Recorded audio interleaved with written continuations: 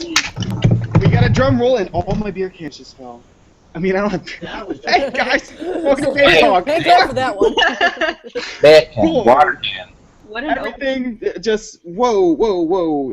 Okay, so hey, this week on Babetalk, because sometimes people don't actually watch the video, we have, and I am just all over the place. All right, James, here, you take over the intro. Get your shit together. Okay, so this week on Babetalk, we have Jairus and David from Alive Like Me.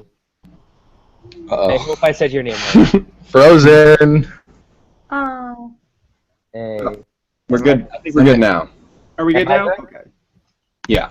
All right, we're good? All right, sweet. I was going to put my video on mute, not on mute, on off, so that we don't run into that problem. But, yeah, so Alive Like Me is going to be on the show today. Everybody go, woo! Woo! Yeah. There we go. All right, that's a little bit stronger. Yo, weak as fuck. All right, James is going to be on the show tonight. All right, so, yeah, tonight we have David and Jairus from Alive Like Me. We just went over this. We've Wait, not what moved did you on say? We're off to a great start. Ooh, boss man. We have Melissa on the show as well, guys. I love you all. Hi. And we got Sarah doing the first dance tonight. Hello. This is cool. This is cool. This is a fun thing. And so we're just going to jump right into it. Typically, we start off the episodes by asking everybody how their day was. And this week, we're just going to start with our guests, David and Jairus. So, guys, tell us about your day. We've been sitting in this room for 5 hours? 5. Writing music? Writing new music. My day started off with some Bob's Burgers. Woke up to it. FaceTime my girlfriend. It's pretty good. Not too bad. Are you marathoning the season now, or like did you just start? Well, I hated the show, but my girlfriend loved it, and so she kept watching it, and eventually I was just like, okay, I kind of like the show. I'm kind of indifferent about Bob's Burgers as well. Oh, okay. Yeah, marathoning is definitely. we all have our hard opinions. Well, I mean, like that's cool that you're giving it a chance. So, like, how far are you into it? I think there's like 30-something episodes of season 1. I'm about to finish it, so. Sick. Nice. That's dedication. I know. All right, so David, what about you? Woke up and then drank coffee, went to the gym and worked out real hard. Lifted some pretty heavy weights and then started writing music. Tuning vocals. A lot of tuning vocals today. Nice. Is that like a hobby of yours, like working out, or like you just like picked it up one day and said like, nah, fuck all this, I gotta like look good? I'm kind of new to it. I don't know. It's just like we were on tour a lot and we would stay at Walmart's, and then one day we went to a 24-hour fitness and they had showers and you could like work out if you wanted. So we were like, well, let's just get memberships then. So we looked into it and found out that Planet Fitness had like the way to go. $20 a month. Yep, now we all are just like lunks, you know? Work out every day. Dropping weight. Get that protein. We're like, you know? No, you just like that, dude. Like I'm just like, It's just like that. That's absolutely amazing. Oh man. So like, I know you guys just got done World War II. We're gonna, of course, talk about all that. But did this transition or like realization that you could start to take showers at like Planet Fitness is just started like during this past Warped Tour, or the tour before that actually? The tour before that. Okay, so like you guys had put down the hygiene game before heading on to Warped and stuff. Exactly. Before that, any tour before that, we just looked disgusting the whole time. True. True. Yeah, it's a little hard to find a shower when you're on tour. Yeah. James. Hi, I'm a mess. I'm a mess today. It's been a long day. Hi. James. Hi. How was your day, kid?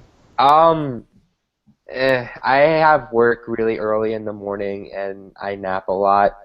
And my coworkers like to take pictures of me napping a lot. I work for like reference. I work a landscaping job, and we all, when we're like not weed whacking, we all sit in this tight van, and I have to get up at 6 a.m. in the morning for this job, so I'm just like fucking tired, and I'll end up taking a nap. And I think they were taking an Instagram video of me, Oh no. And they were going to try to stick a Cheeto in my mouth today. That was my day. You're sticking things in your mouth. You're in a van. You're They're in walking. their Are you sure 20s. that you're part of landscaping or? They're in their 20s too. It's pretty great. One time, I had a friend who fell asleep and was snoring, and I put sriracha in their mouth. And Oh, that's devilish. so if you ever have someone snoring that you don't want to be snoring, just put a little sriracha in their mouth. Oh my god. Noted. But like you can also like achieve the same thing by like hitting them. No. No, you can't. And No, the sriracha has a surprise factor. yeah, and they don't really know you did anything either. All they know is that they're very uncomfortable all of a sudden. They're just suddenly really uncomfortable. Oh yeah, what did we do? We did this to Dakota. He was asleep in the bus, and it was time to load out, and he was still sleeping. So we put all the blankets in the bus on top of him, and then all got out, closed all the doors, and it was probably like 100 degrees outside. And we just watched him start sweating and start kind of twitching. And he comes out like afterwards, and he's like, "Dude, I had a dream I was in the desert, man."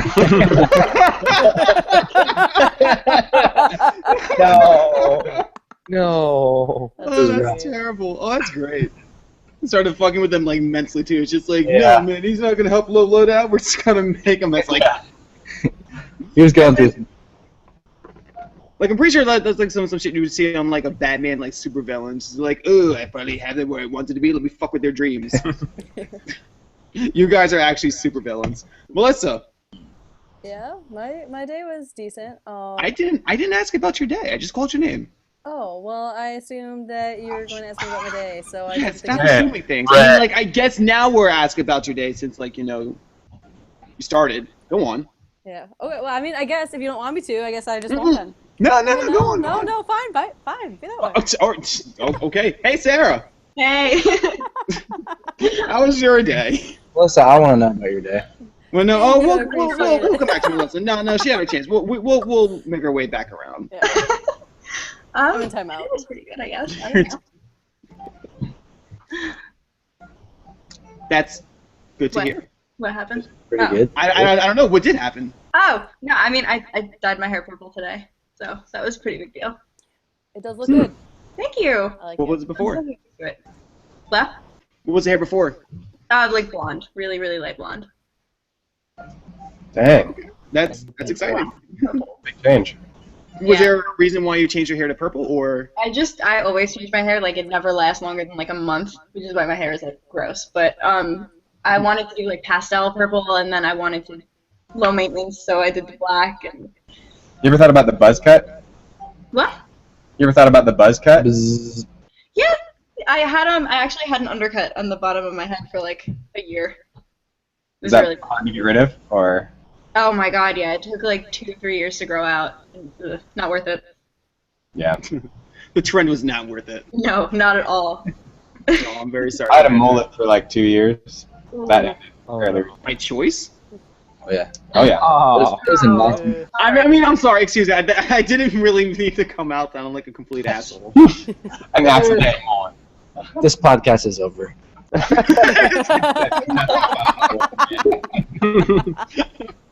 Sorry, you guys. I offended the guest. Everyone, listen to Life Like B.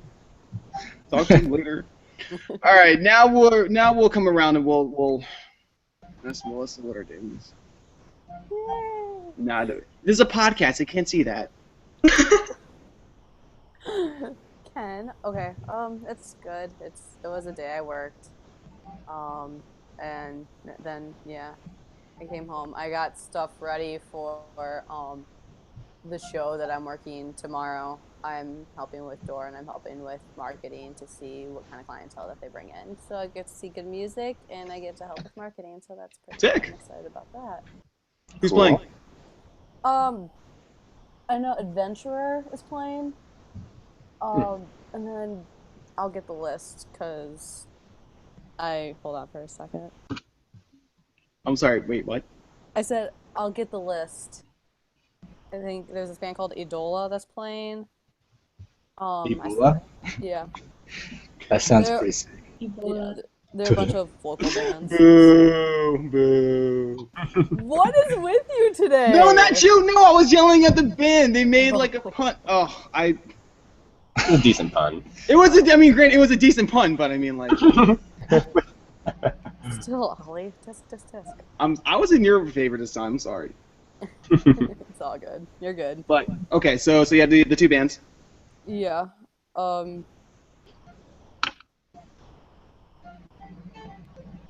Okay, here we go. Okay. Stolas. Okay. Oh, Solas. They had an interview go up on the site Oh, cool. yesterday. Well, I get to see them tomorrow. All right, So- sweet. And who else? And Artifacts. Artifacts Piero. Yeah, so I was Mario. trying to figure out how to pronounce that. And then Eidola. They're from Salt Lake City, Blue Swan Records. Well, sick. Yeah, Adventurer. Mhm. Also Blue Swan, and then The Accident and Lake Effect. Nice. No, that sounds pretty stacked for the area that you have going on there. Yeah, so I'm pretty excited. So Yeah, show us some.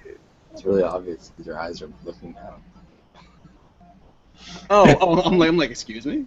I was really concerned. But actually, speaking of Stolas, before we move on, I actually did want to touch base on the Solving the Puzzle compilation. It's actually out now. It is our compilation that we have put out to raise funds for the Autism Society of America. They do awesome things for families affected by autism.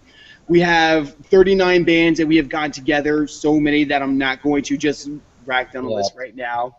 But the list is on Babetalk.tv. It's the one thing that's up on top. In case you guys want to go and buy it, it's actually at babetalk.bandcamp.com. I think that's how Bandcamp works, right? Yeah. Someone correct me? All right, cool. I know a thing. And that's as much as we're actually going to touch on that. Because this isn't our show. This is someone else's show. So let's just jump into some topics. Because that's what we do here. The one thing that I've been itching to talk about, and David and Jairus, you guys actually might have some interesting insight on this as well, because like you were actually part of Warped Tour. Warped Tour's kind of changing.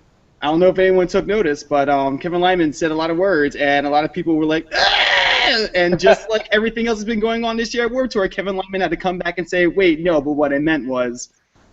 And what he had meant was that there are actually going to be now 21-plus crew members and bands applying to Warped Tour from now on, or at least that's what's rumored. Mm-hmm. I heard him say that it was just going to be hard. It's going to be really hard for anyone under 21 to be a part of Warped Tour.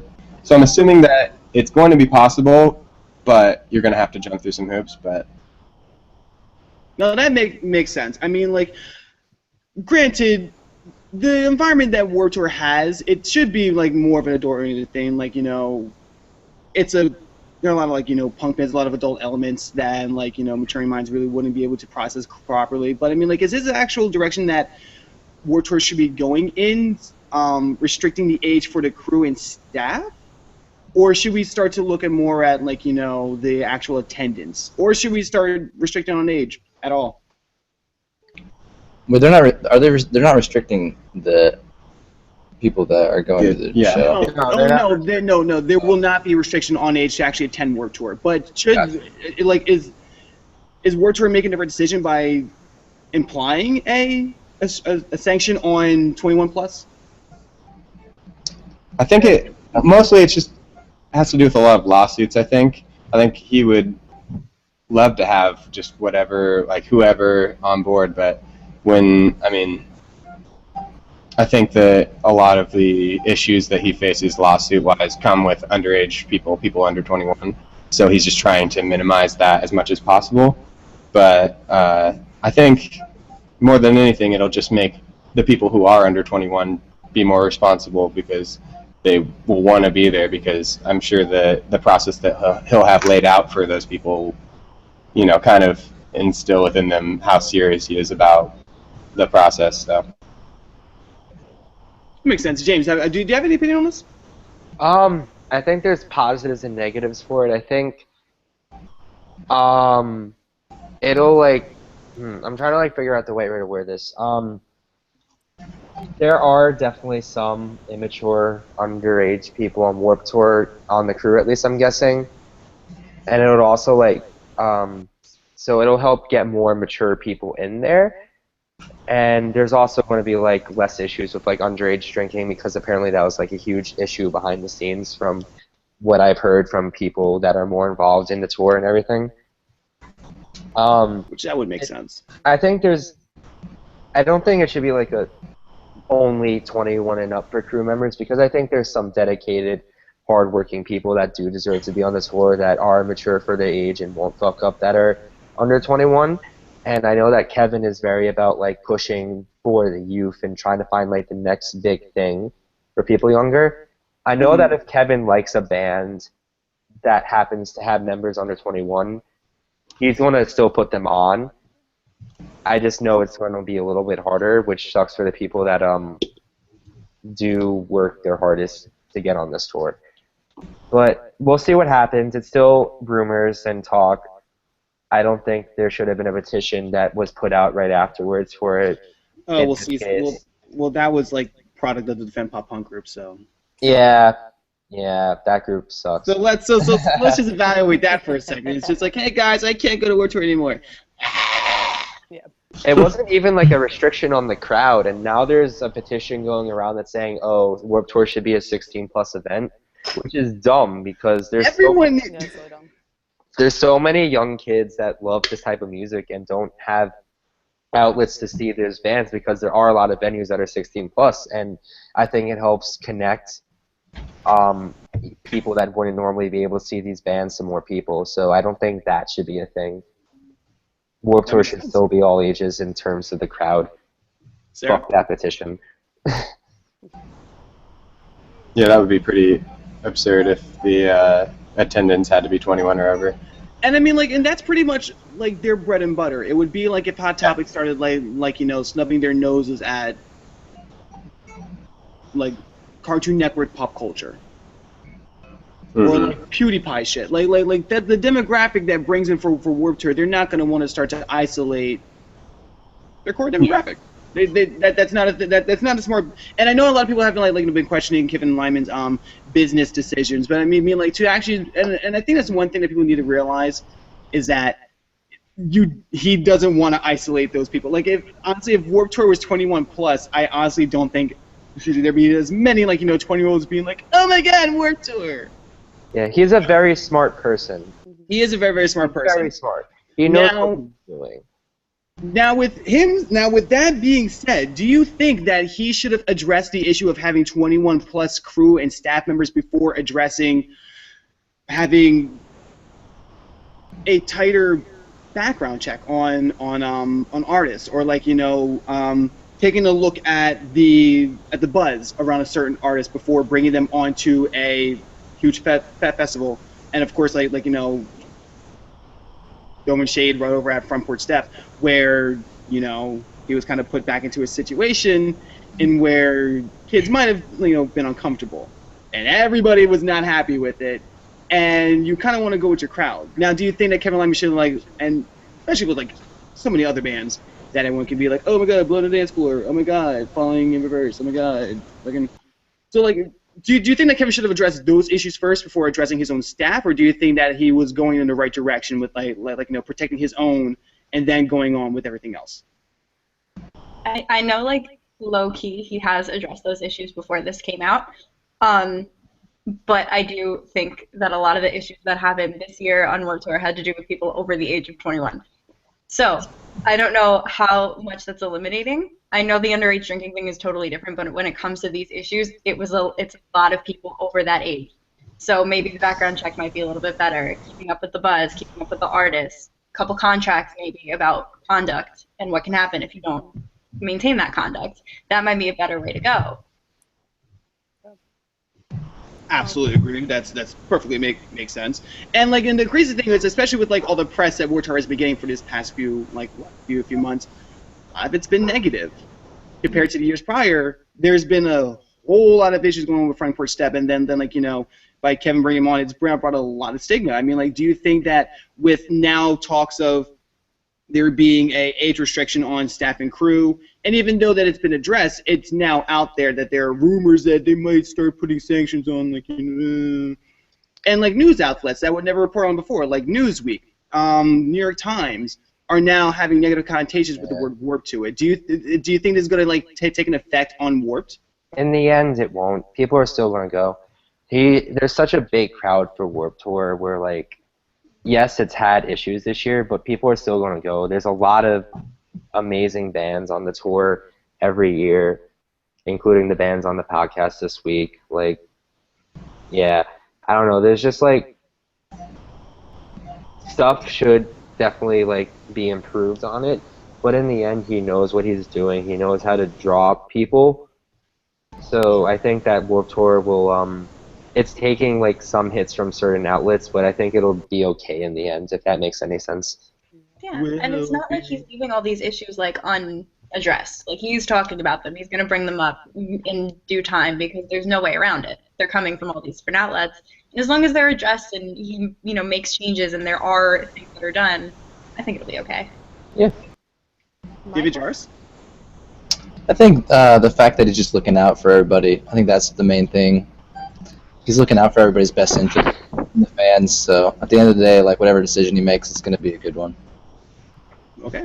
And now you guys can actually speak on the temperament within the festival in itself. I mean, did you guys see like anything fluctuate between? Because granted, this was only like especially like the big front porch step issue, one day.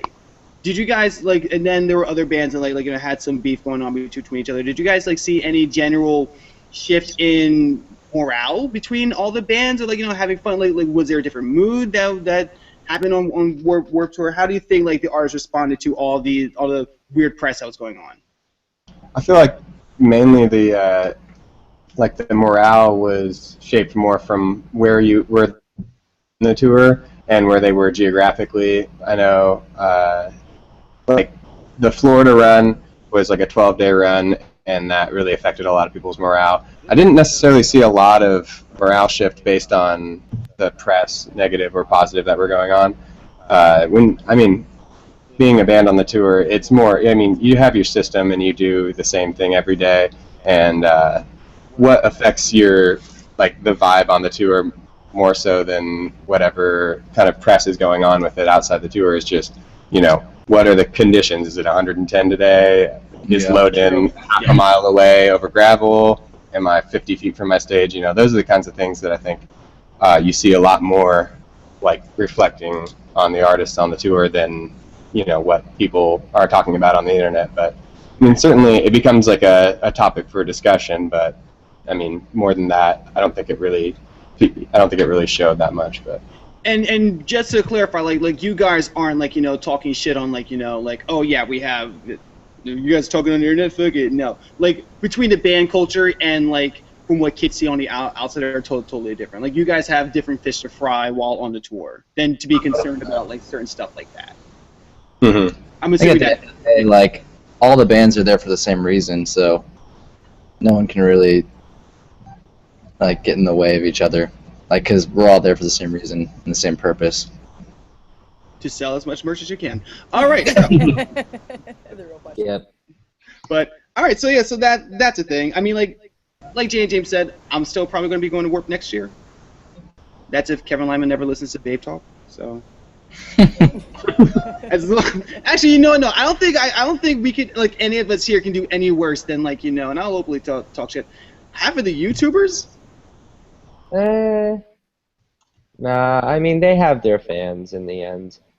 True. I did see a very long line for the YouTubers at my Warped gig, and it was... When Brian Stars walked past me, there was 30 girls walking behind him, so they definitely have their draw.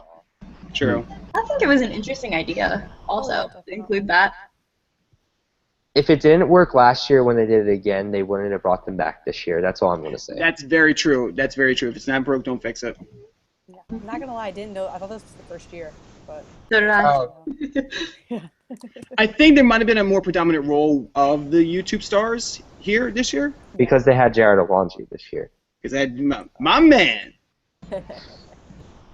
which he's really cool. So cool. That's the thing. We're still gonna be going over to Warped Tour. Let's just hope that next year we just won't have shitheads. Yeah. That's pretty much all it comes down to. Hey, bands, stop being shitheads, and we'll be just fine. So, on a subject that doesn't involve shitheads, Warped Tour is kind of coming to an end. If it's not at an end, I don't think it's over just yet, right?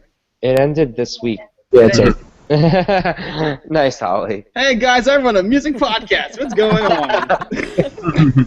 But so from Warped Tour ending, we all got our little Christmas, and we got so many bands announcing so many tours that my little head exploded, and it's an amazing thing, and it's wonderful. And I'm just gonna read off some of them that were announced. The one that I'm like hella stoked for, and I have half the lineup down because like I'm an asshole and just like I want to see my bands.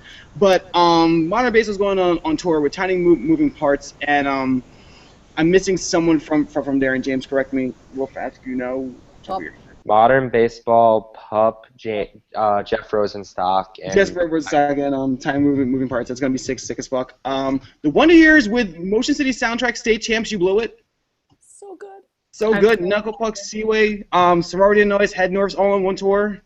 Bless the Fall, Stick to Your Guns, Emarosa, Ocean's 8, Alaska, and Cane Hill. That's a very stacked tour in my opinion.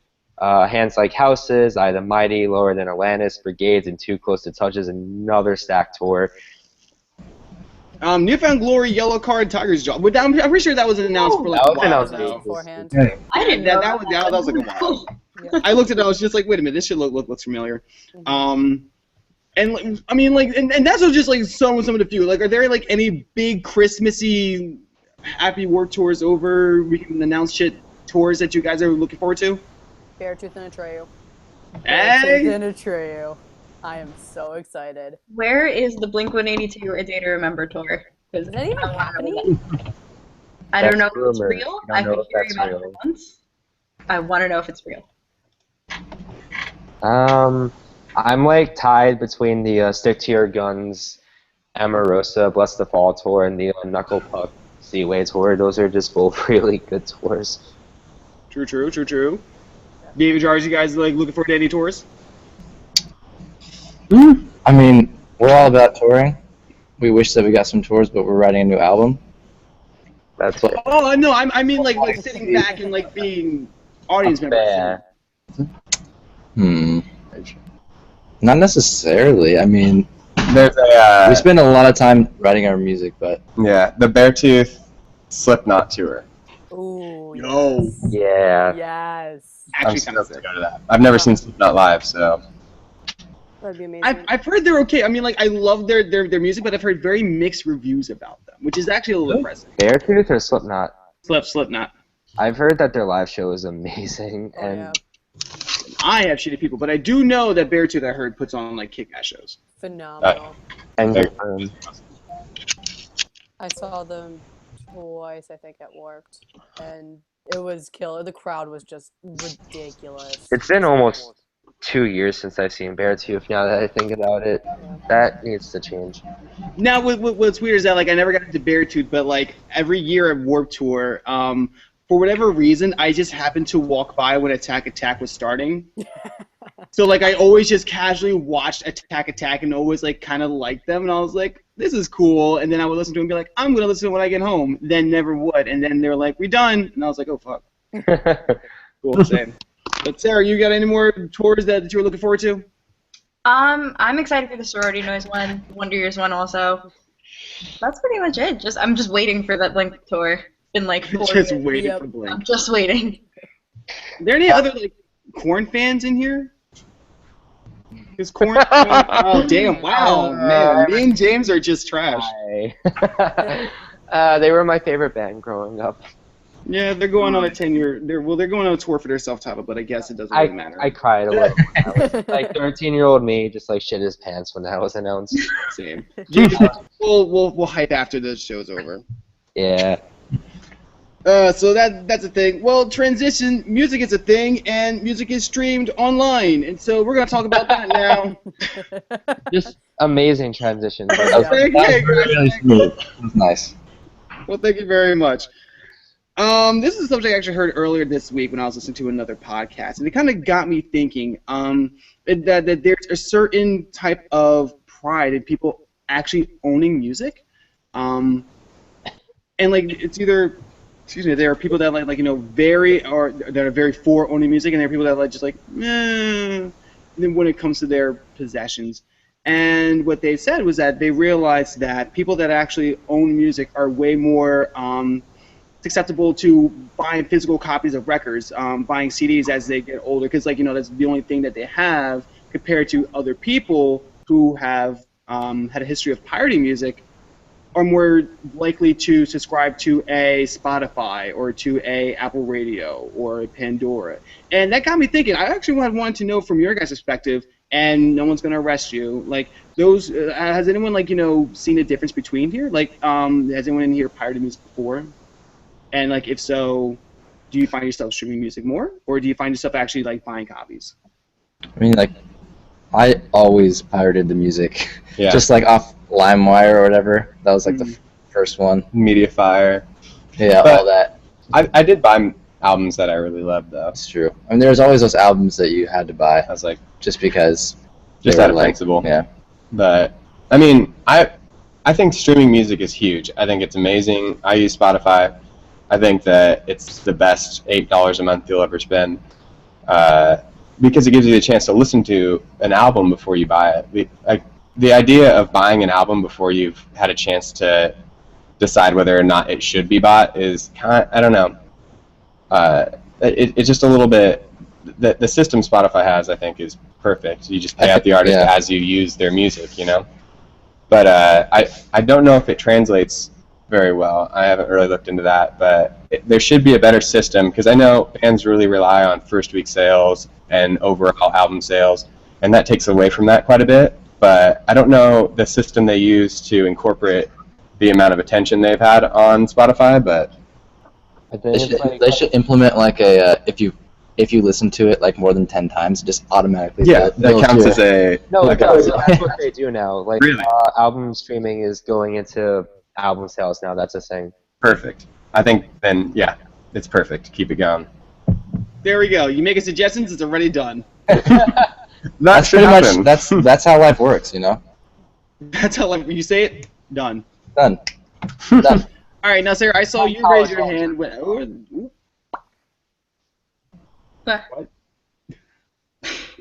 James. Wait. What did you say? My bad. I was just if you say a thing, it's done. My college loans are paid off. Sorry, kid. For you. God doesn't like blonde kids. Oh, shit. Wait. Ouch. I'm out. I remember when you were blonde. Ollie, I remember when you were blonde. I remember when you were blonde, Ollie. So. Wait, I want to see Damn, this. you pulled it out real fast too. You're just nah, nigga, if I'm dying, you come with me too. We all in this together. We all in this hashtag Disney. Sarah, Yes. So you said that you used to pirate music and everything, correct? Oh yeah. All right. So do you find yourself buying music more, or do you still find yourself streaming more? It's actually really funny that this came up because I just got a Spotify account, I guess it is, the official one where you pay. And I never really thought about it like that, but I don't have a lot of albums that I paid for. And if I do, it's ones that I know if I'm stuck in a car and there's one thing I can listen to, it's that. But I guess it's true because I am one of those people. Oh, I guess that's kind of proven. Melissa, now what about you? Well, I'm a little bit of both. I'm where I like the fact of Spotify, so I can look at an album before if I want to purchase or not. Usually, if I'm at a show, that's when I purchase a CD. It's more convenience and how much I like the album. But I think Spotify is really good because it offers that avenue where, you can listen to music before you can purchase it. Because I know if they didn't have Spotify, and if that wasn't even a thing, and I was kind of iffy on an album, I wouldn't buy it. That's just how I am. So I think Spotify might open up a greater market for artists, because then people can, like me, that are on the edge, which is, I'm assuming it's going to be a good amount of people, can be like, oh, I actually like this music, and they would be able to purchase it more. Not to mention that Spotify has a lot of local artists on there as well, so you can listen to those artists and then be like, oh, okay, cool. Well, I'm going to see if they have a show near me, which I've done multiple times, and then I get their album there. And then I think another thing to consider is if which I think the whole buying the album is a fantastic idea. But the people that like to pirate the album, as soon as you hit those 10 times, they're going to go to YouTube or something else as well. So it's still going to be that draw, but I think that Spotify is an absolutely fantastic. Well, that's my theory. I might be completely wrong, but the way I look at it, it's a fantastic marketing.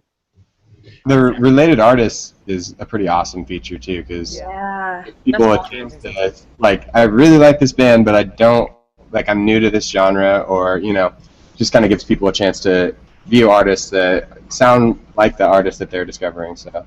It's like, man, I think I'm emo listening to Brand New. What else can I listen to immerse myself into here? And it's like 4 bands on the side, and they're just like, hey, check out these kids too. Exactly. It's just as emo.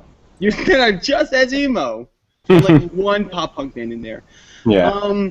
Now, do you guys think that Spotify actually made these streaming services may be hurting artists in the long run, or do you think that they continue to keep up the buzz with having to go in here's all the music, you can listen to it, and we'll start to get some money off it, but now you guys at least have our music? Because I do know a lot of local artists, what they'll like to do is, hey fam, check out my mixtape.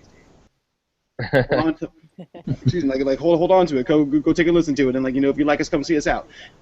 Is it the same concept as that, giving the music a taste, and then if they like it, they'll go ahead and do it, or do you think that bands seem to be more profitable when they were actually giving out albums for money, and then seeing people oh, I still like this, let me go ahead and continue to invest in my band?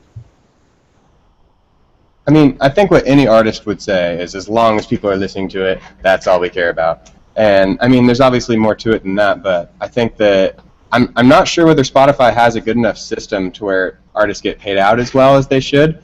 And I know a lot of people have, or most artists' volume of plays are on some sort of record label who takes a fair percentage of of the royalties from the album sales. And I'm not sure after Spotify gets paid out and after the record label gets paid out, what percent is the artist actually getting? I haven't really looked into that much, but I could see it being, I've heard stories about it not being enough to really justify wanting people to find you on Spotify versus buying your record, but I would like to see that gap between how much you make when someone actually buys your record versus how much you make when someone finds it on Spotify.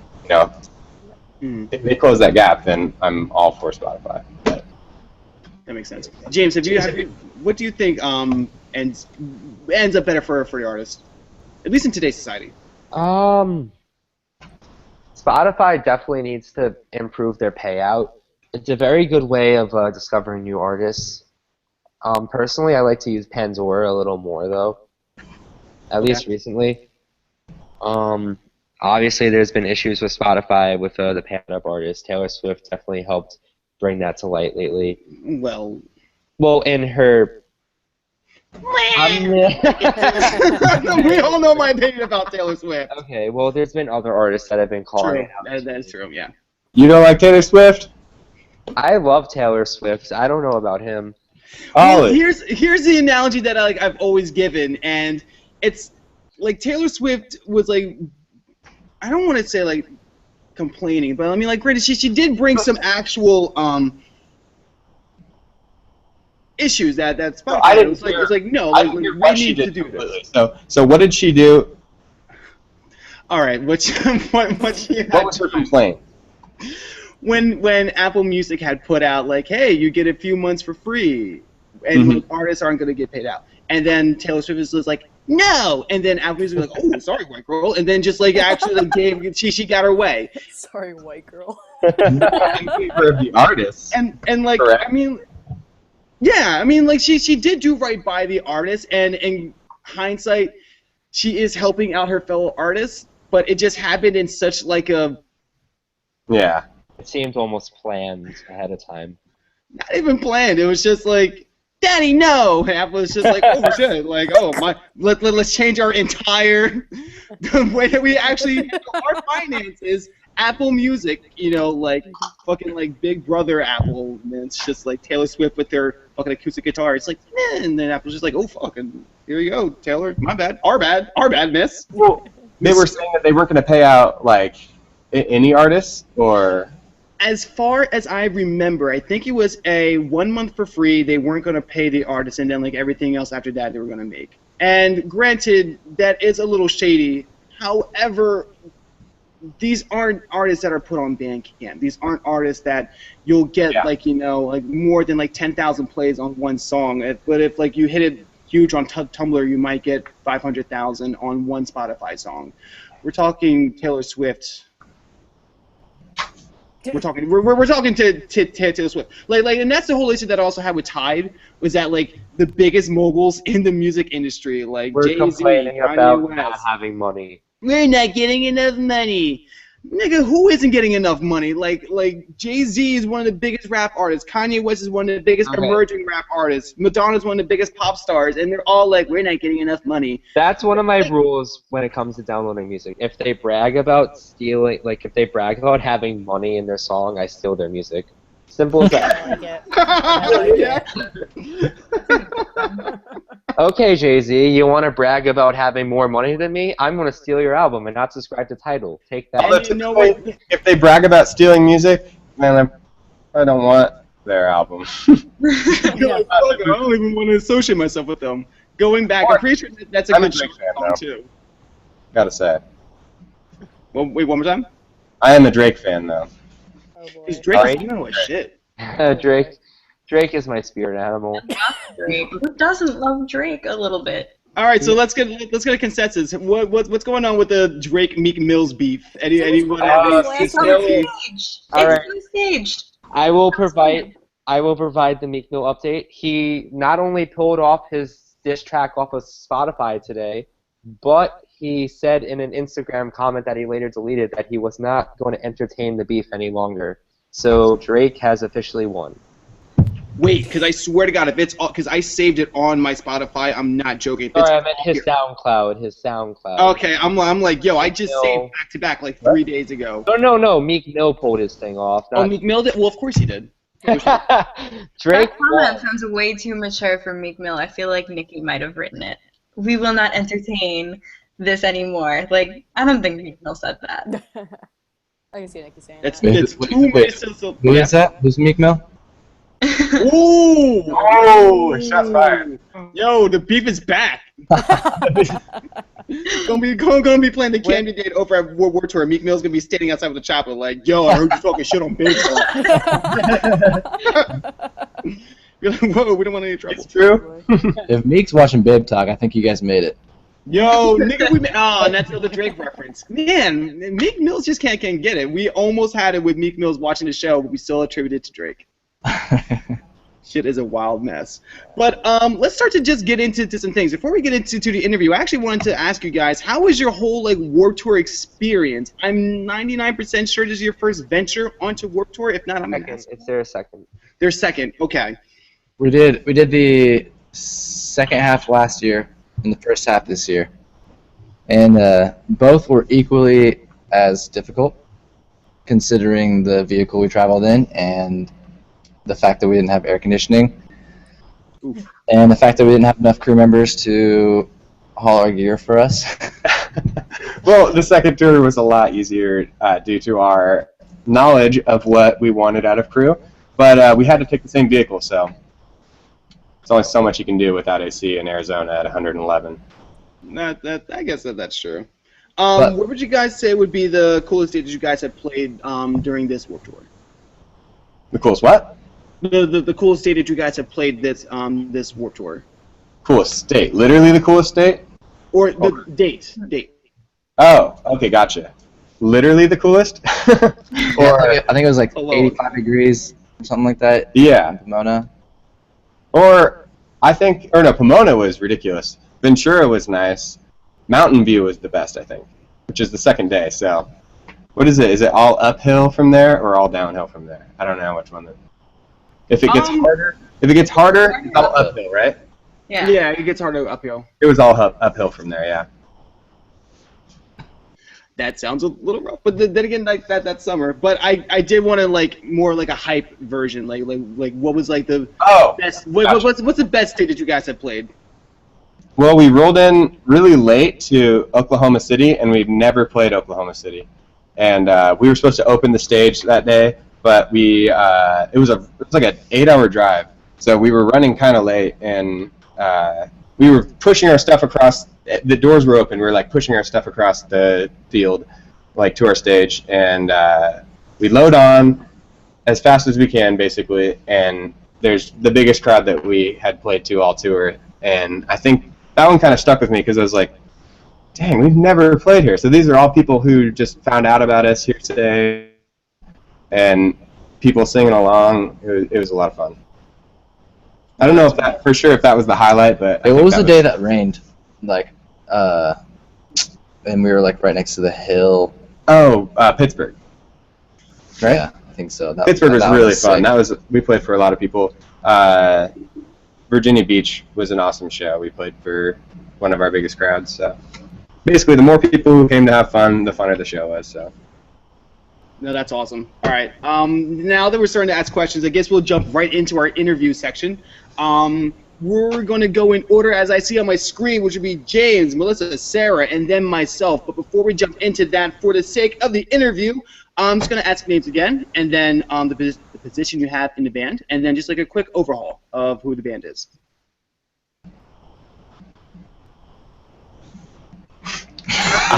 Yep, same. I'm David. I play bass and backup vocals. Jairus. I sing. All right, and like if you guys can give like a quick overview of like where you guys from, like kind of like an origin story, or we can like just move on from there. Oh yeah, we kind of grew up together. He's from a little bit smaller town, like about 30 minutes away from Eugene, called Junction City, and we had JC represent. We had some mutual friends, and ended up meeting and kind of just started a band. And like pretty much the first day we met, we started a band, I think. Yeah. And it was called Jefferson Acres. Because the street we played our on. First show like 2 weeks later. We did like a Census Fail cover, Showbread cover. What else did we do? One original. And one of your brother's band. We covered a song by your brother's band. I feel like we played more than 4 songs, but it was probably love to see a video. Yeah, I was wearing like no shoes and swim trunks. I looked straight at my guitar the whole show, and then once the show was over, I looked up. So I don't remember anything from it. I just remember my guitar. Anyways, yeah, we kind of grew up together. We never practiced together for that show, did we? No, I remember. I think we just all like dude, said, go learn Runners these are the songs that we want to play, so go learn them. And then we showed up and played a show. And then we played a birthday party like a month after that, and it was we got paid like $100 for that, dude. Yeah, freaking money. that was far worse actually. We played like Under Oath cover. Yeah. But yeah, so there's that. Anyways, We've been in like 6 or 7 bands together since, and then like 2 years ago we met our guitarist and our drummer on Craigslist, and then we moved into a house with them like a month and a half later. Were there any like fears about them like being sketchy at the time? Yeah. Well, you'd sure think, huh? The ad was supposed to expire like literally 1 day later. Yeah. It was unlikely. Damn. That's pretty cool. And that's the story of a live like me. And they had known each other too. They're from Eastern Oregon actually. They're from like 4 hours from here, and they were going to college in Portland, which is an hour and a half from where we live. And they were going to like college for music and didn't really like college, and they wanted to be in a band, so we were like, quit college. He was like in their ear and he was like, quit college. Quit college. Quit college. Quit that. So that's the actual story. Got it. Okay. Yeah. Mm-hmm. And then it's been kind of a past 2 years. We just wrote a record for like 6 months and then toured for a year and almost a year and a half. And now we're writing another record. Nice. All right, so I kind of want to go off on that a little bit. How would you say you guys have grown since you guys formed to like where you are now?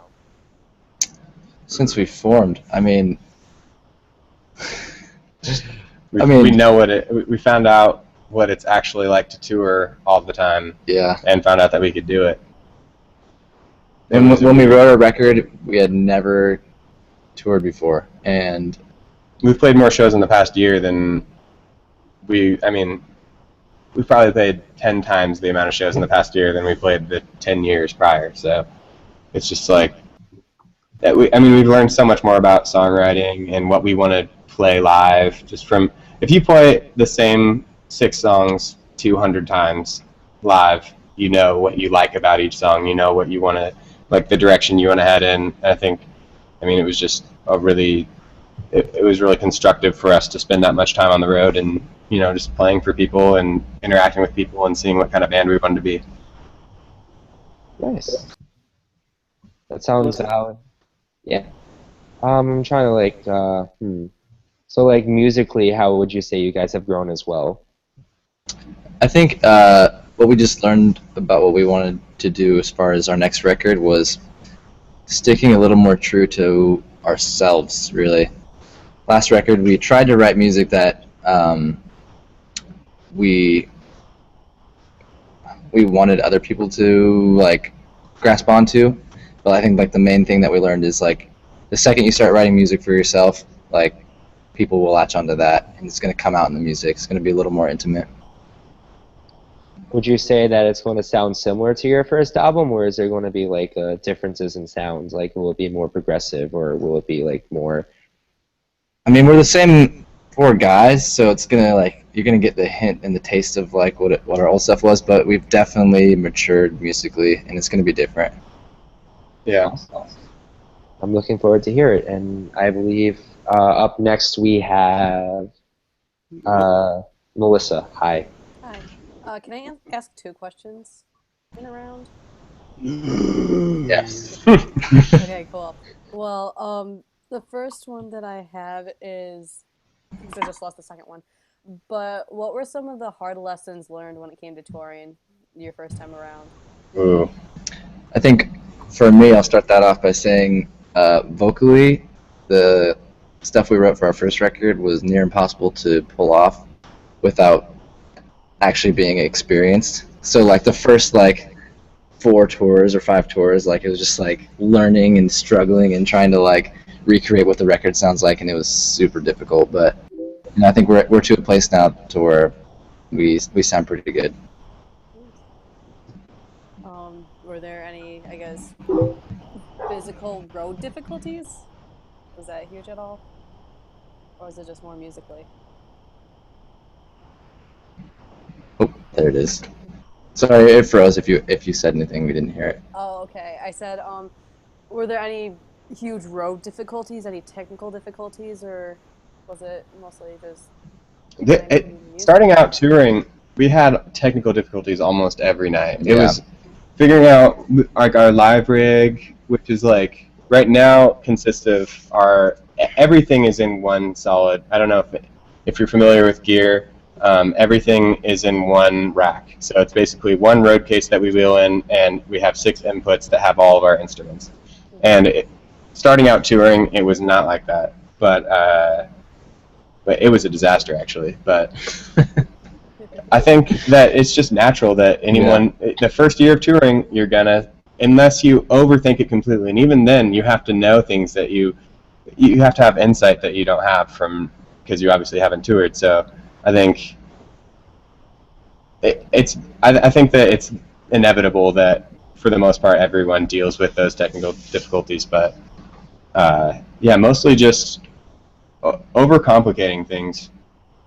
As simple as you can have it. The simpler it is, the less likely it is to mess up. Would you include crew on that one too? Just keeping it to a small set number? The what now? Crew?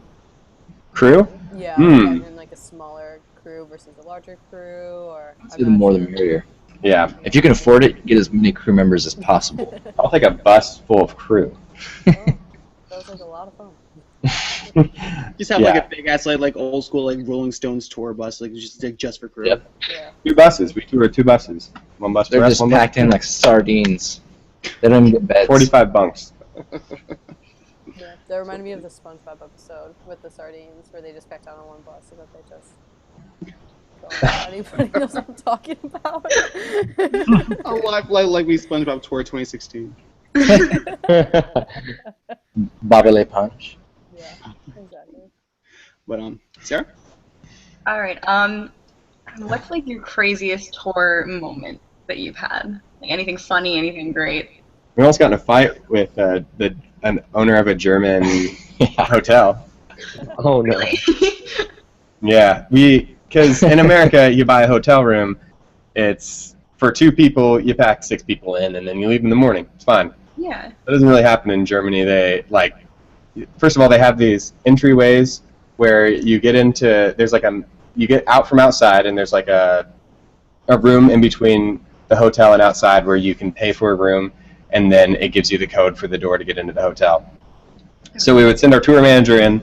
He would get the room code, buy 2 rooms for 2 people. Our touring party was 6, so we would buy 2 rooms for 2 people, and we would just sneak the second person or the third person in on each one of those rooms.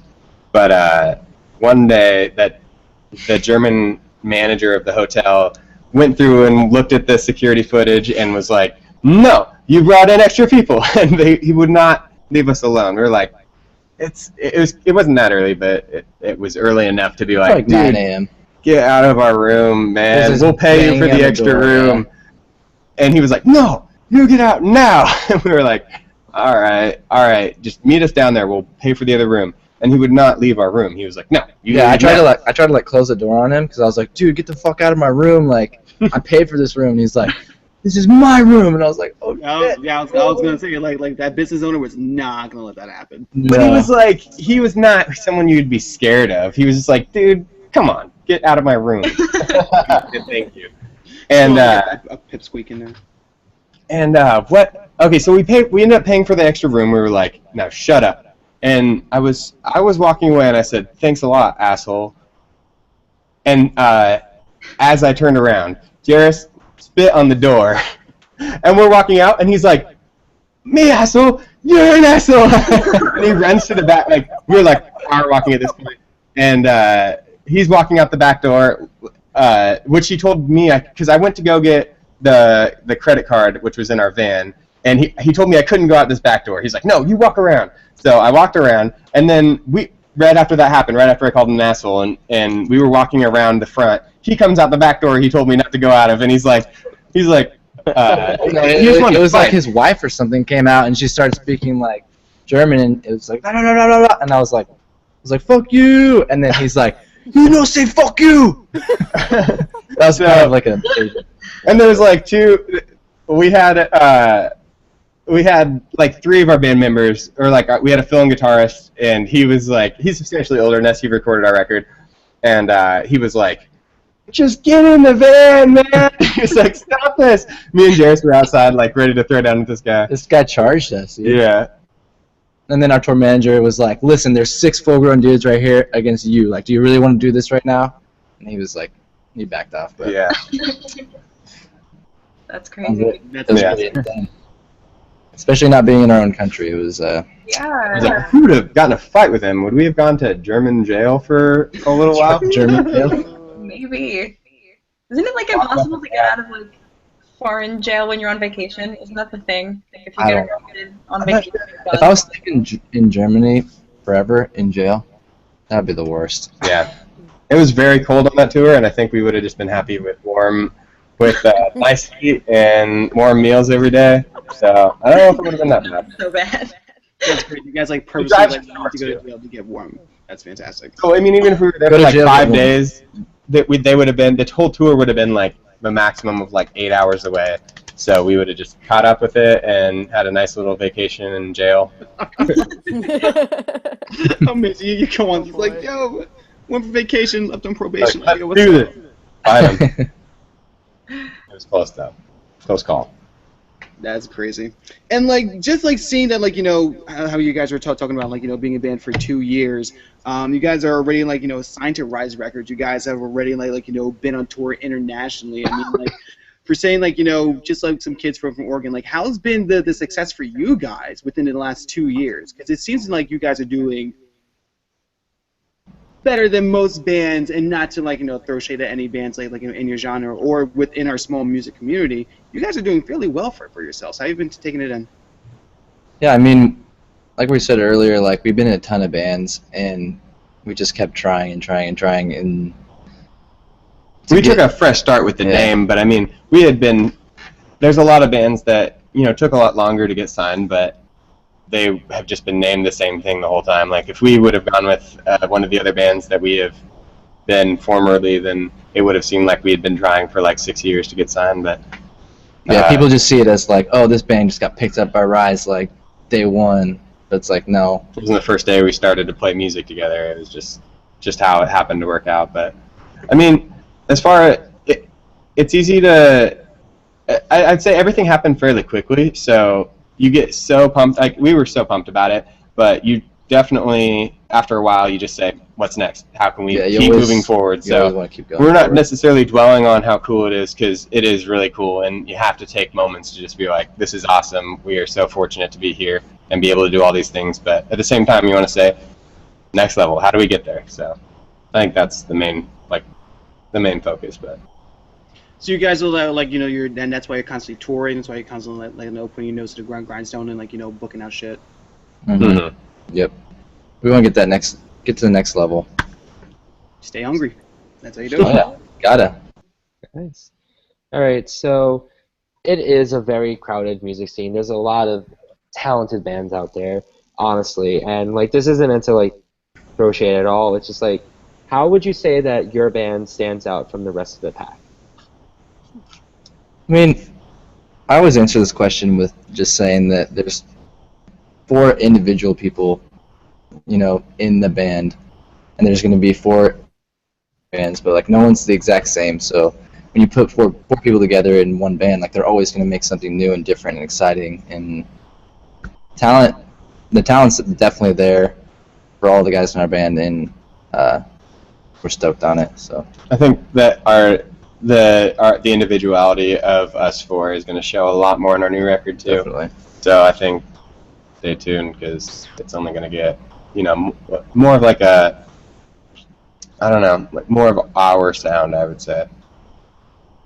Okay, so like it'll definitely bleed through on the next record even more then. Mm-hmm. Yeah. Awesome. All right, so Melissa, I believe you were up next. Yes. I'm always interested to know about your writing process. How, so far, is your writing process different than the first time that you wrote your first record? And how does it keep evolving, even from the past 6 years that you guys have been together? Yeah. We've just simplified it. And that's the easiest way to say it.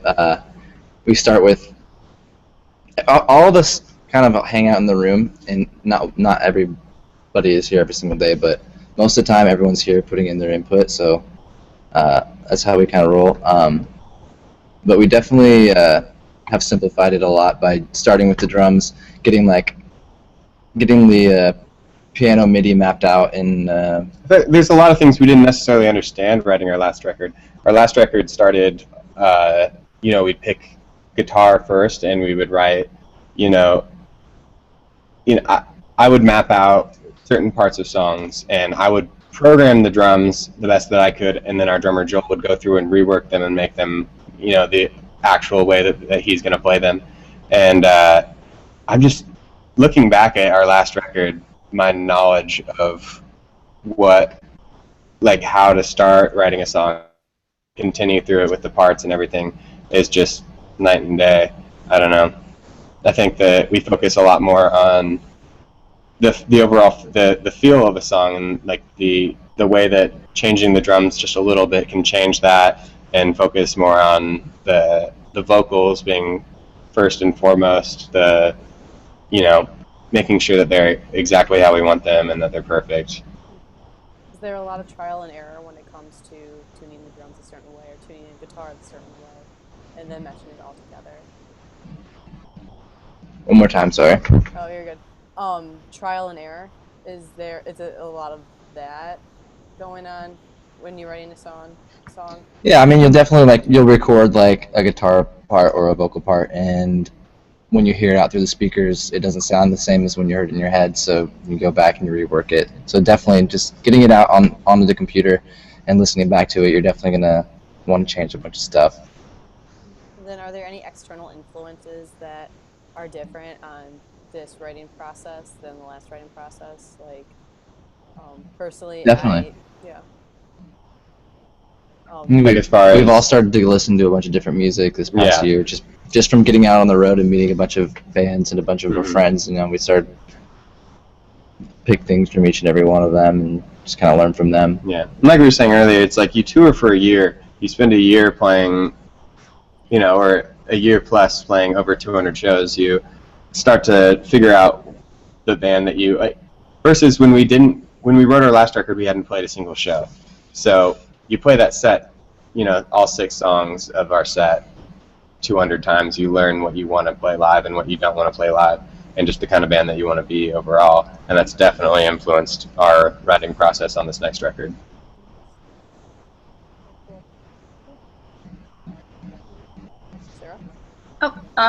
Okay. I'm always curious as to what you guys are listening to, whether you're on tour, right before a show, just what is on your playlist? It changes for me like every week. Like every time every time you hear a song that you connect with, especially for me, I tend to just overplay it every single day. But it really fluctuates. Definitely. What is it right now? I've been listening to the Guardians of the Galaxy. Yes. Nice. No shame. Nice.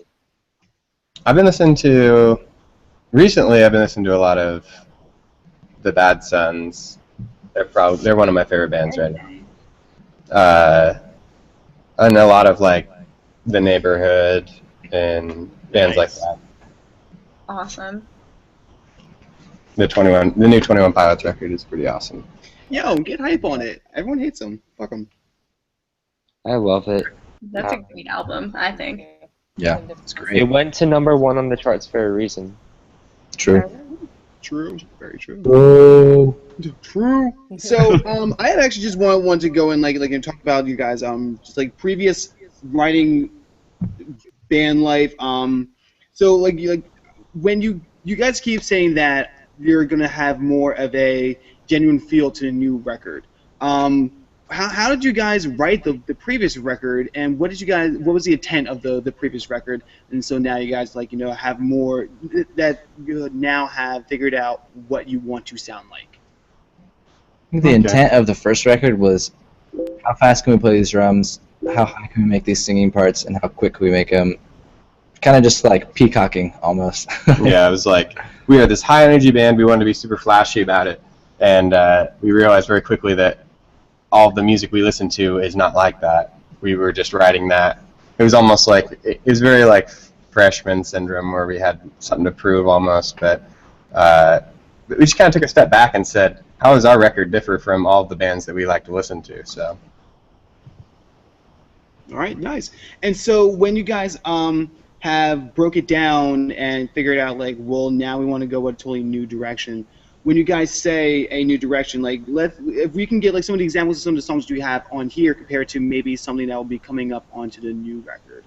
Let's give an example for oh man, I wrote this down on one of these pieces of paper because I come prepared for stuff. Our Time Down Here. That seems like very more of like the opening lyrics. It's like a party song. So, but it's also a reflection of carelessness and what you guys have gone through. Will there be a similar theme that will be produced in the next record, or is there going to be a certain theme, or how are you going to differentiate yourselves from the old stuff? We've thought about doing the theme. We're not 100% sure if we're going to do that or not. I think the one thing I'm against the theme is that it might limit lyrical ideas, because 99% of the time I'm writing lyrics that are about things that I've gone through. So to have to channel that and figure out a different way to say it and make it into the theme might be kind of weird, but I mean, not saying that there won't be a theme, but it's definitely just going to be the realest form of ourselves and try to get that all on the paper. And not to say that like you guys haven't wrote about your own personal stuff, because like when you write, of course you pull from personal experience, but like songs like Our Time Down Here, like they still reflected a part of you, correct? Definitely, yeah. Definitely a bit. That song especially is big for us. Mm-hmm. Kind of like our anthem. Yeah, like just like crowd surfing, throwing stuff in the air. Yeah. We opened with that for the past few tours, so. Nice. All right. Am I up now? Yeah. Hi. So what are some milestones that you want to achieve on the next record cycle that you guys haven't already? There are some stuff that we really want to do. We'll do it probably. I hope we will get to do a headliner on our next album cycle, which will be awesome. We did some headliner shows on the way back from Warped Tour this year, but I would like to do a whole tour at some point. Australia would be sick. Australia, definitely. Yeah, I mean, there's a natural kind of progression that bands take, and I would like to see a lot of those things happen. Moving up in the bill to direct support a lot of the times and stuff like that. But. Awesome. Yeah, that's answered what I had in mind. Sarah, do you have a question? I might have to take a couple more minutes. Who were your guys' biggest influences when you were kids? Like when you first started out in music? Who really made you guys into the musicians you are? For me, I actually just tweeted this last night. It was 11 years ago. I bought the Taking Back Sunday album.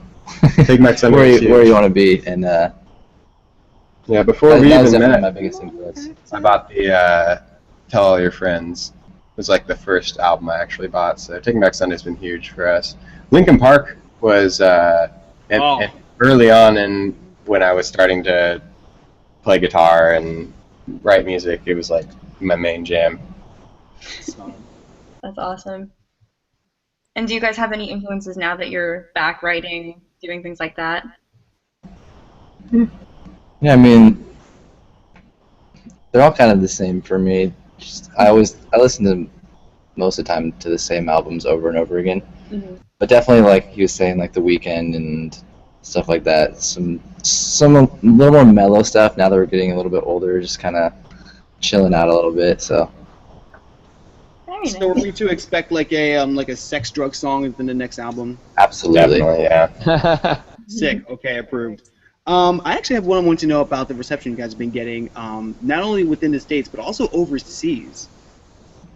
Oh, I mean, Japan was insane. It was before our record even came out, so it was kind of a weird experience. But you walk down the street and you're like already a rock star. Yeah.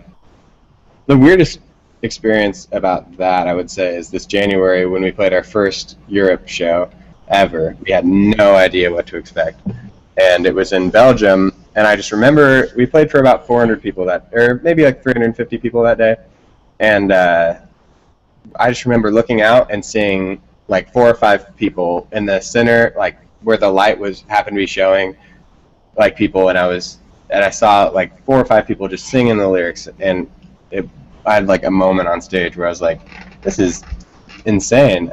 I had no idea that it was almost 2 years ago to that day, I mean within a month, that we'd started the band, just out of nowhere, decided that we wanted to be in a band again. And 2 years later in Belgium, playing for a group of people who gave a shit about us. It was just insane. That is very crazy, and like it can be surreal. I mean, like, and even like like how. And this is like actually another question that I want to go through. Sorry, James, I'm going to run you over a little bit. How was your local scene playing music compared to like jumping going on the Here We Go tour? Like did you guys like play within your own local towns and in your local cities to like cultivate your scene and then like jump on to other shit, or? Yeah, in our past bands, it was just like always Eugene, Corvallis, Portland, Salem. They're all just like surrounding little areas, and a lot of the scene here was like super like hardcore, like straight edge stuff, and we were always that band that was too like poppy, too light for the bill, but we still like did a little scream. So like we were put on these bills, and like it was definitely a little difficult to. And we spent years in a band prior just trying to make it via getting popular in our scene, and we kind of made the decision on this band that we were like, we're not gonna take part in being a local band until we've accomplished what we want to, and we haven't played a show at our hometown yet. Okay, so like kind of like loving yourself first and then going back to your basics.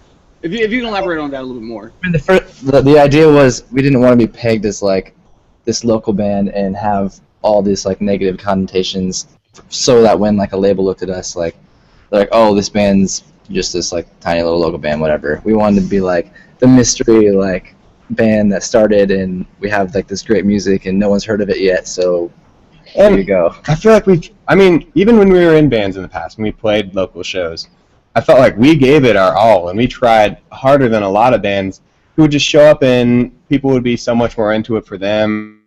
I'm just like, I mean, if it's just like, who are your friends, you know what I mean? Like, if they invite 50 of their friends and then the show's all there for them, it doesn't matter how seriously you take it, how much, you dedicate yourself to it. We're like, well, we're going to give this 100% of our dedication, and we're going to try and see if people who are in it for the business can appreciate what we're doing, and they did. So that's how I ended up doing it. So where would you guys say your strongest state would be, your strongest city would be as of right now? That's tough. All right, on 3, say the city that you think we do the best in. All right, ready? All right. 1, 2, 3. Philadelphia. Dallas. Oh, well. Oh, so Dallas and Philadelphia. So the East Coast and down Midwest. Dallas is always a blast, but I'm pretty sure that's just how it is for every band. Yeah, everyone says it. Dallas. But definitely Philly, like. You can throw down in Philly. Where have you guys played in Philly? We play at the Barbary a lot. Yo, that's my place. We played Croc Rock a few times, or actually twice or something. I don't know. Croc Rock's pretty fun too. Croc Rock. Rock. But James, sorry. Now that's my third question. So now I guess I can give you back your question. Okay, nice. My question is going to have to be. Ah, damn! I should have actually thought of one before. So, what would you say? Sarah, can you go before me right now? I need to think. Yeah. Or Melissa. Damn, y'all slipping. Damn. I got to evaluate some of y'all. You're next. We're having an evaluation report after tonight. Damn. Melissa, do you want me to go? I got a question. Melissa, okay. Yeah, I got a question. Kind of, I guess it's kind of piggybacking off of what Ollie's question, but was there any promotion or marketing tactics that specifically worked for you in regards to looking or having yourselves being looked at as more of a business type band, separating yourselves from the local scene? I mean, just by not playing shows, that was like a big thing. And then I would say we focused on the songs, and we focused on making sure that our record was getting all the attention it needed to be the best that it could. definitely having the right like team behind you, Yeah. the right friends, the right connections, and just being like, I think also being just really nice people in general. Like, Personable. yeah. But I don't know. The producer we worked with was friends with, he's worked with a few people in a few different labels before. I mean, that's pretty key. A lot of producers that bands will go to will be pretty instrumental in, introducing bands to labels, or at least saying, hey, this band I think is pretty good. Check them out if you like them, And I think it's huge just as an artist, just knowing that if you put forth the effort to do a little bit of research and understand who you're going to and who the people you are working with are, it can a lot of times make a world of difference, you know. And at that point, you need to be displaying that you deserve for people to pay attention to you, you know. And we were all at a place where we had quit everything. We quit jobs, we quit school, we all moved into a house together, and we've been writing a record nonstop for 6 months, you know. And that was our standard for what we thought, you know, we needed to be doing.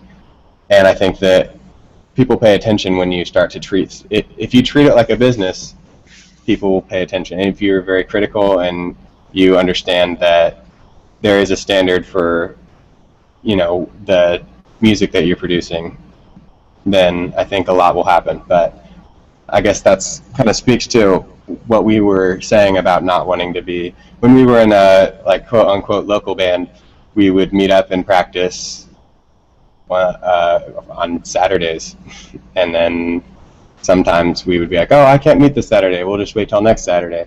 And we kind of hit a point where we were like, well, if we want to make this into our career, we should probably practice more than once every 7 days. If you have a career, you're probably going to work 5 times a week. So if that's what you want it to be, then you should probably treat it like that. And so we did. Definitely a good way of looking at it. Awesome. All right, we're gonna actually end with Sarah's question. So, like, you know, Joan, and then we will have a song showcase.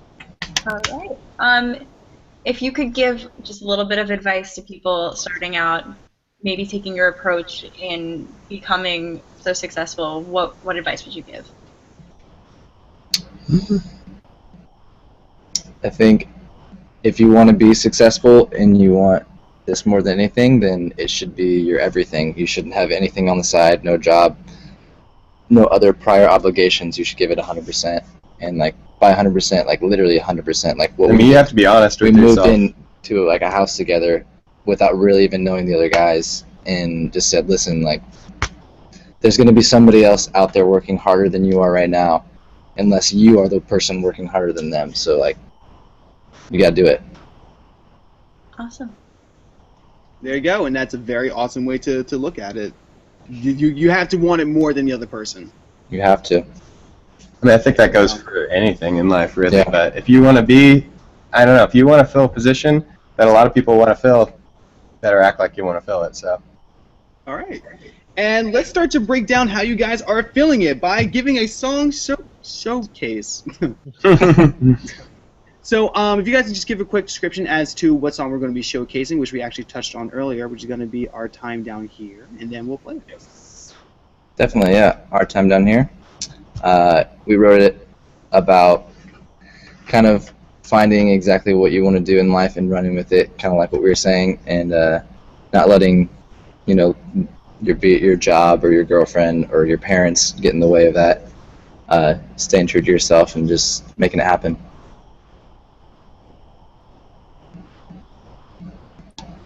Okay, we're going to play the song as soon as I get it ready because I always end up messing this up, but here we go.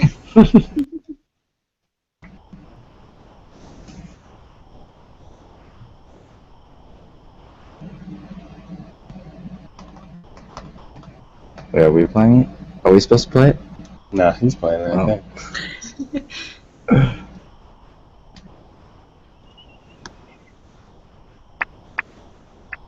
Let's turn up the volume. Turn up, not too much. Turn it up.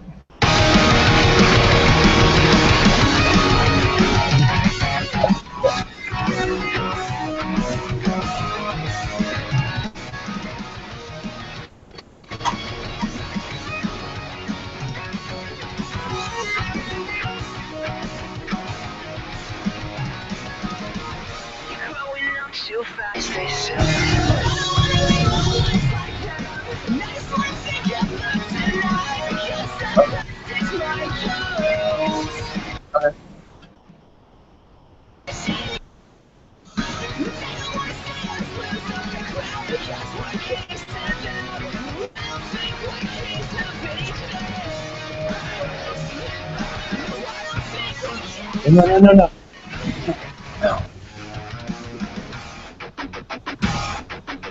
Sneak out to the rooftop scene, surrounded by such evil things.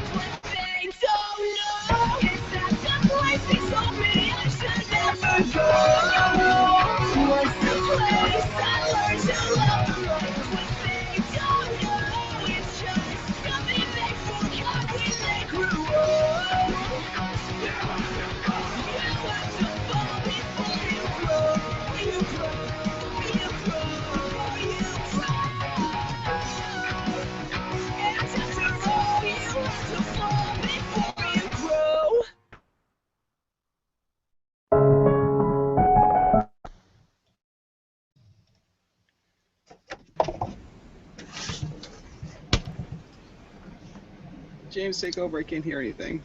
Hi. Guys, who was that? That band sucked. They're an okay band. They're okay. I don't know, but Ollie can't hear anything apparently, so I guess I'm going to wrap this up. Thank you, Alive Like Me, for taking the time to talk to us all today on the Babetalk podcast. Absolutely. All right, of course. And is there anything else you want to say before we stop this? Shouts out to the Lord, baby Jesus, and shouts out to all of our fans. Shouts out to Waka Flocka Flame. Shouts out to Drake and Meek. Sorry we ragged on you. Shouts out to LA Beast. He won't come to one of our shows. What's up with that, LA He Beast? ignored me and Keisha at VidCon. Really? She tweeted at him and he didn't even reply. But anyways, shouts out to Rise Records. Shouts out to our mamas. Our mamas. All of them. Shouts out to all the mothers of the world. Yo, Tupac will be proud. But anyway, you guys can hear Our Time Down Here off of their full length Only Forever. You guys said that you're actually going to be coming out with a new album. How long do you think that's going to be in the works for, and when can we start to get some tastes of it? Realistically, I hope that we have a single out within several months, few months. But the album itself, it'll be a while. Hopefully, maybe before Warped Tour next year. Before next year's Warped Tour, and hopefully we will see you guys, because it is always cool to see people doing hardworking things and actually seeing their hard work be personified in magnitudes that other people wouldn't typically get a chance to see. So it's great to see that you guys are actually putting you guys. That train of thought just left me totally completely. We're putting it full in. Putting it in there. You're putting full fist into it. You guys are doing work, and it's paying off in such a great way. And it's great to see artists actually doing what they want to do in a great volume. So, Well, thanks for having us. I really appreciate that, man. hey, absolutely. So, anyway, guys, that's our show. We have a compilation that's being put out. Solving the puzzle. It helps the autistic community by providing things. I don't know why I can't think anymore.